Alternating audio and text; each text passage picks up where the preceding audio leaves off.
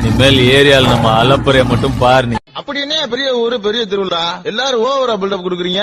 எதுக்கு எல்லாரும் 10 நாள் பந்தோபஸ்து போனா? சிறப்பான தரமான சம்பவங்களை இனிமேதான் பார்க்க போறோம்.